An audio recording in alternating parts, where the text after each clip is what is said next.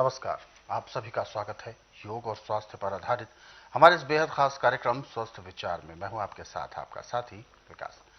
दर्शकों, स्वस्थ विचार कार्यक्रम में हम आपके लिए रोजाना कुछ नया, कुछ बेहतर लेकर आने का प्रयास करते हैं और रोगों के बारे में आपको पूरी जानकारी दी जाती है, क्योंकि रोगों से यदि बचकर रहना है तो रोगों के बारे में भी पता होना चाहिए कि रोग जब उत्पन्न होता है तो शुरुआती लक्षण क्या होते हैं, कैसे रोग हावी होते हैं शरीर पर, और जरा सी चूक कैसे जानलेवा भी साबित हो सकती है, उसके क्या हम उपचार करें, इन सभी विषयों पर प्रकाश डाला जाता है, जानकारी दी जाती है और इन सभी विषयों में हमारा मार्गदर्शन करते हैं जाने माने असाध्य रोग निवारक गायत्री सिद्ध पंडित श्री लक्ष्मण दास रतन भारद्वाज जी।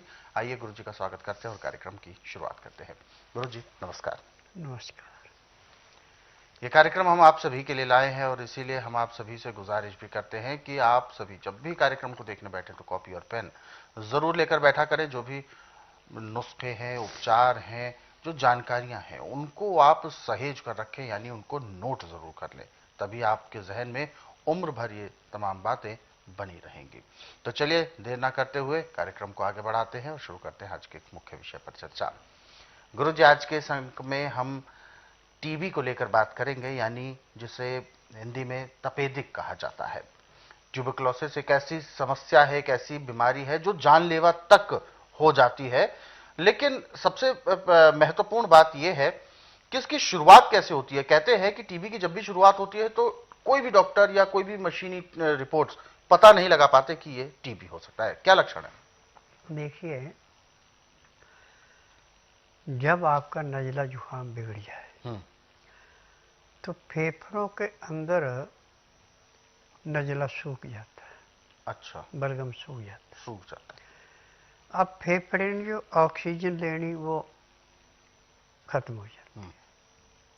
फेफड़ा पंपिंग कर ही नहीं सकता जी। और जब सांस पूरा नहीं आता तो रोगी को बहुत ज़्यादा तकलीफ होती है। एलोपैथिक में तो इसको ऑक्सीजन लगा देते हैं, परंतु टीबी के मरीज को उस ऑक्सीजन से भी लाभ नहीं होता जी। और टीबी की दवाई अभी तक पूरे संसार में बनी नहीं है, न एलोपैथिक में, न आयुर्वेद में, न यूनानी में, न होम्योपैथिक में। परंतु स्वस्थ विचार में इसकी दवाई भी ऐसे बनाई जैसे दूध में से मक्खी निकालना, ऐसे शरीर से तपेदिक निकाली जाती है। अब इसके लिए एक ने हमारे पास सैकड़ों दवाइयाँ हैं, जड़ी बूटी इसको काम करती है, परंतु इसकी सबसे पावरफुल जो दवाई है वो है मूली। मूली? हाँ, और मूली जो है ना, इसकी तकसीर ठंडी है, हर एक आदमी को नहीं दी जाती। तपेदिक वाले को मूली का घन तत्व दिया जाता है। अच्छा। मैंने आपको कहा था कि मूली फ्रिज भी है और मूली हीटर भी है जी। तो घन तत्व इसका हीटर है। अच्छा। घन तत्व यदि आपने बना के रखा है तो जिसको 10 या 15 साल पुरानी टीबी है उसको 1 महीने में स्वस्थ किया जाता है। अच्छा। अब इसमें से आपने करना क्या है कि जो मूली का घन तत्व है ये लेना आपने जितना मूंग का दाना होता है और इसको 2 चम्मच शहद में अच्छी तरह मिला देना। अब 2 चम्मच शहद चाटने में आप कम से कम आधा घंटा लगाएंगे। अच्छा। और बीच में प्यास लगे तो गर्म पानी पीना है, या गाय का दूध जिसमें हल्दी डाल के और अदरक का रस डाल रखा है तो गाय का दूध भी पी सकते हैं इसके साथ साथ। अब इस शहद और मूली का घन तत्व जाके फेफड़ों के अंदर जो बलगम सूख गया था, जिससे फेफड़ा पंपिंग करना भूल चुका था, जैसे अग्नि के पास या धूप में बर्फ पिघलती है, ऐसे इन दोनों के मिलाप से अंदर जाके जब लीवर पे जाता है, ये तो लीवर की सफाई करता है, अब लीवर की जो पाचन शक्ति कमजोर थी उसको तीव्र कर दिया, और लीवर ने जो चीज पचाई वो पैंक्री के ऊपर भी इसका असर होता है, पैंक्री ने इंसुलिन बना दी, और पित्ते में जो तेजाब बढ़ा था वो नॉर्मल हो गया। अब इससे जो बन के खाना पच के गुर्दे को गया, उसने वहां से खून भी अच्छा बना दिया, टट्टी पेशाब भी अच्छा हो गया। अब वो शुद्ध खून जब दिल को पहुंचा तो उसमें से जो थोड़ी बहुत ऑक्सीजन थी उससे खून साफ था, सर्कुलेशन बढ़ गया। अब जब वो दिमाग में जाके और फेफड़े पे आया तो फेफड़े से जैसे अग्नि के पास घी पिघलता है ऐसे बलगम पिघलना शुरू हो गया, फेफड़ा खुलना शुरू हो गया। जब हम 8-8 घंटे के फासले से 3 बार खुराक रोगी को दे देते हैं तो समझो कि रोगी को जैसे डूबते को तिनका दे दिया, उसके सारे किनारे लग जाता है, ऐसे रात को आराम की नींद सोएगा जो बैठ के रात काटता था। अब वो बैठ के रात नहीं काटेगा, उसको नींद आएगी। और सुबह जब वे खुराक फिर ले लेगा रात की खुराक के बाद 8 घंटे बाद, तो उसको दिन में चलने फिरने में विराम मिलेगा। अब जो खाँव खाँव करता रहता था खाँव खाँव बंद हो गई उसकी। परंतु इसमें अन्न नहीं देना उन्हें खाने को। भुने वो चने लाए, उनको अच्छी तरह साफ किया, साफ करके उसको पीस के छिलके के साथ आटा बना लिया। उस आटे के अंदर सफेद रंग का प्याज मिल गया तो सोने पे सुहागा ने लाल रंग का प्याज कद्दूकस करके उस आटे के अंदर मिला दिया। चने का आटा बनाया था हमने, सत्तू थे ऐसे तो जी। अब इसको हल्का सा गर्म कर लिया हमने सोयाबीन के दूध में। अब उसको रोगी को खाने को देना है तो सोयाबीन का दूध और चने के सत्तू और प्याज ये अंदर जाके ये भी हीटर का काम करेगा। अब जो मूली के घन तत्व ने फेफड़ों के अंदर का कचरा निकाला था उसको जैसे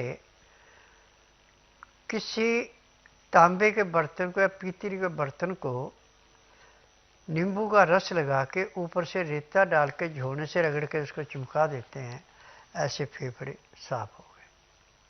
अच्छा। वो चना, प्याज का रस और सोयाबीन का दूध, इसने अंदर से धुलाई कर दी। अब 15 दिन के बाद वो जो 4 पाई पे एड़ियाँ रगड़ रहा था वो काम करना शुरू कर देगा।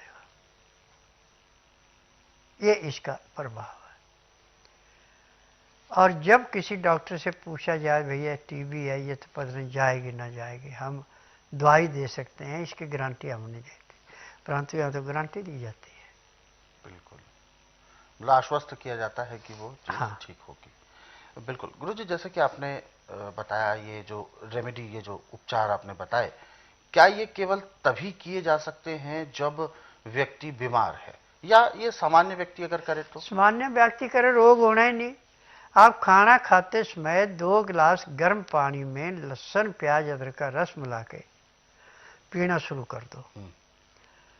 ताज़ा खाना बनाओ, दाल सब्जी जो है ताज़ी होनी चाहिए, और रोटी मसल के खानी। 2-4 ग्रास खाना खाया, 2 घुट पानी पिया। पानी पीने में, खाना खाने में आप पूरा 1 घंटा लगा दो। उसके बाद दांतन कूड़ा करके 5 मिनट के लिए वज्रासन बैठ जाओ। फिर उसके बाद सुबह का टाइम है तो कम से कम 15 से 20 मिनट आप थोड़े से टहल लें, सैर कर लें। फिर आके आधे घंटे के लिए सब आसन लेट जाए। फिर 5 मिनट के लिए बाईं साइड करवट लें, 3 मिनट के लिए दाईं साइड करवट लें। फिर सब आसन लेट के बाईं साइड को करवट लेके उठें। आपके शरीर में इतनी चुस्ती आएगी जैसे आप 8 घंटे की निद्रा पूरी करके उठे। अब आपको विश्राम करने की जरूरत नहीं, जो काम धंधा उस पर लगी है, अब उसमें मन भी लगेगा, खाना भी आपका अच्छा पच गया, पेट भी अच्छा साफ होगा। अब रोग कहाँ से आएगा? रोग आने का मुख्य कारण है जब आपका लीवर पचाएगा नहीं, तो पैंक्री इंसुलिन नहीं बनाएगी। अब खाया पिया आपका पेट में सड़ेगा, सड़ा हुआ जब गुर्दे के ऊपर जाके, जैसे खड़े पानी पे काई जमती है, ऐसे काई जम गई। जो उसने थोड़ा बहुत खून सभी का बनाया, वो तिल्ली ने स्वीकार नहीं करना,